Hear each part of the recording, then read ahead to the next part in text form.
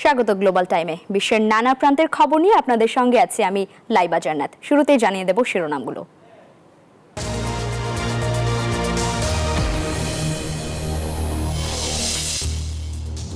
যুক্তরাষ্ট্রের সাথে যুক্ত হলে গ্রিনল্যান্ডবাসী হবে সেরা ধনী। কংগ্রেসে ভাষণে ট্রাম্প। ভারত, চীন, কানাডার ওপর অতিরিক্ত শুল্ক। গাজা পুনর্গঠনের 5 বছর মেয়াদী পরিকল্পনায় একমত আরব নেতারা। স্বাগত জানিয়েছে ফিলিস্তিন। যুক্তরাষ্ট্র ও ইসরায়েলের নিন্দা। পাকিস্তানের খাইবার পাখতুনখোয়ায় সেনানিবাসে আত্মঘাতী বোমা হামলা। অন্তত 12 জনের প্রাণহানি, আহত 30 জনের বেশি। দেখছিলেন শিরোনামগুলো, এবারে জানাবো পুরো খবর। যুদ্ধ বন্ধে এবং খনিজ চুক্তি বাস্তবায়ন করতে মার্কিন প্রেসিডেন্ট ট্রাম্পকে চিঠি দিয়েছেন ইউক্রেনের প্রেসিডেন্ট ভলোদিমির জেলেনস্কি। শান্তি চুক্তির জন্য রাশিয়ার কাছ থেকেও স্পষ্ট সংকেত পেয়েছেন ট্রাম্প। দ্বিতীয় মেয়াদে ক্ষমতায় আসার পর প্রথমবারের মতো কংগ্রেসের যৌথ অধিবেশনে দেয়া ভাষণে এসব কথা জানান মার্কিন প্রেসিডেন্ট। এমনকি যুক্তরাষ্ট্রের সাথে যুক্ত হলে গ্রিনল্যান্ডবাসী হবে সেরা ধনী বলেও দাবি করেন তিনি। এছাড়াও তার ভাষণে স্থান পেয়েছে কানাডা, ভারত ও চীনের ওপর শুল্ক আরোপ সহ আরও নানান বিষয়। গেল 20 জানুয়ারি দ্বিতীয় মেয়াদের মার্কিন প্রেসিডেন্টের দায়িত্ব নেন ডোনাল্ড ট্রাম্প। এরপর নানা সিদ্ধান্ত গ্রহণ করে দেশে ও দেশের বাইরে হয়েছেন বিতর্কিত। অবশেষে মঙ্গলবার প্রথমবারের মতো মার্কিন কংগ্রেসের যৌথ অধিবেশনে দিলেন বহুল প্রতীক্ষিত ভাষণ। ভাষণে সীমান্ত শক্তিশালী করতে আইন পাশে কংগ্রেসের প্রতি আহ্বান জানান মার্কিন প্রেসিডেন্ট। তার নতুন বাণিজ্য নীতি মার্কিন কৃষকদের জন্য ভালো হবে বলেও দাবি করেন। কথা বলেন যুক্তরাষ্ট্রের গোল্ড কার্ড নিয়েও। আমরা যাকে গোল্ড কার্ড বলছি, খুব শীঘ্রই $50 লাখ বিক্রি শুরু হবে। সারা বিশ্বের সবচেয়ে সফল কর্মসংস্থান সৃষ্টিকারী ব্যক্তিদের মার্কিন নাগরিকত্বের পথ কিনতে অনুমতি দেব আমরা। এটি গ্রিন কার্ডের মতো, তবে আরও উন্নত এবং পরিশীলিত। স্টেট অব দ্য ইউনিয়ন ভাষণে উঠে আসে পারস্পরিক শুল্কর বিষয়। কয়েক দশক ধরে আমাদের বিরুদ্ধে শুল্ক আরোপ করেছে অন্যান্য দেশ। এবার আমাদের পালা। তারা আমাদের উপর যতটুকু কর আরোপ করুক না কেন, আমরাও তাদের উপর আরোপ করব। ভাষণে ট্রাম্প আরও জানান, ইউক্রেনের প্রেসিডেন্ট ভলোদিমির জেলেনস্কি রাশিয়ার সাথে যুদ্ধ শেষ করতে এবং খনিজ চুক্তি স্বাক্ষর করতে আলোচনায় প্রস্তুত। জেলেনস্কির কাছ থেকে একটি গুরুত্বপূর্ণ চিঠি পেয়েছি। ইউক্রেন যত তাড়াতাড়ি সম্ভব আলোচনার টেবিলে আসতে প্রস্তুত। রাশিয়ার সাথে আমরা গুরুত্বপূর্ণ আলোচনা করেছি। স্পষ্ট সংকেত পেয়েছি যে শান্তির জন্য প্রস্তুত তারাও।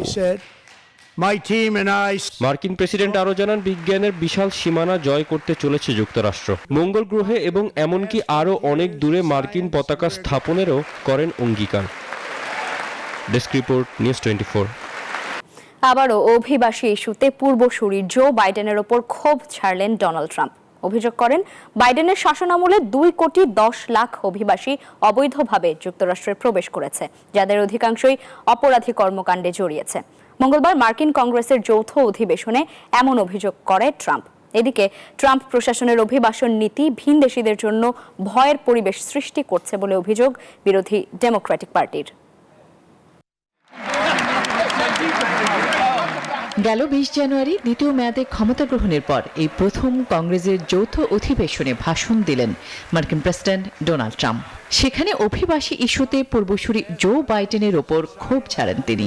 দাবি করেন, জো বাইডেন প্রেসিডেন্ট থাকাকালে 2,10,00,000 অভিবাসী অবৈধভাবে যুক্তরাষ্ট্রে প্রবেশ করেছে, যাদের মধ্যে অনেককে বিপজ্জনক অপরাধী হিসেবে চিহ্নিত করা হয়েছে।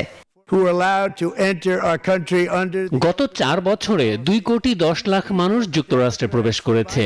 জো বাইডেনের বিপজ্জনক উন্মুক্ত সীমান্ত নীতির কারণে অনেক খুনি, মানব পাচারকারী গ্যাং সদস্যরা প্রবেশ করতে পেরেছিল, কিন্তু আমরা তাদের যুক্তরাষ্ট্র থেকে বের করে দিচ্ছি।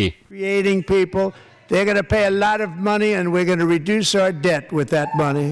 Will not stand. তবে ট্রাম্পের এমন মন্তব্যের তীব্র সমালোচনা করেছে বিরোধী ডেমোক্রেটিক পার্টি। ডেমোক্র্যাট নেতারা অভিযোগ করেন, ট্রাম্প প্রশাসন অব্যাহতভাবে অভিবাসীদের জন্য ভয়ের রাজ্য তৈরি করছেন। ট্রাম্পের এমন অভিবাসন নীতি উদ্বেগ সৃষ্টি করছে। যুক্তরাষ্ট্রে রীতিমতো ভয়ের পরিবেশ সৃষ্টি হয়েছে।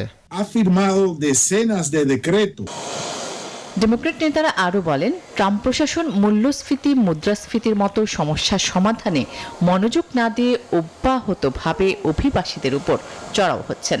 এতে মার্কিন অর্থনীতি ঝুঁকির মধ্যে পড়বে বলেও শঙ্কা তাদের। বলেন, যুক্তরাষ্ট্রের অর্থনীতিতে অভিবাসীদের গুরুত্বপূর্ণ অবদান রয়েছে। আসমাতুলি, নিউজ 24। কানাডার ওপর মার্কিন শুল্ক আরোপে আর্থিক সংকটে পড়তে যাচ্ছেন দেশটিতে পড়তে যাওয়া বিদেশি শিক্ষার্থীরা। বাড়বে কানাডার নাগরিকদের জীবনযাত্রার ব্যয়ও, বাড়বে মূল্যস্ফীতিও। বিশ্লেষকরা বলছেন, ট্রাম্প প্রশাসনের অতিরিক্ত শুল্ক আদায়ের ঘটনা গেল 100 বছরের মধ্যে কানাডার জন্য সবচেয়ে বড় বাণিজ্যিক ধাক্কা।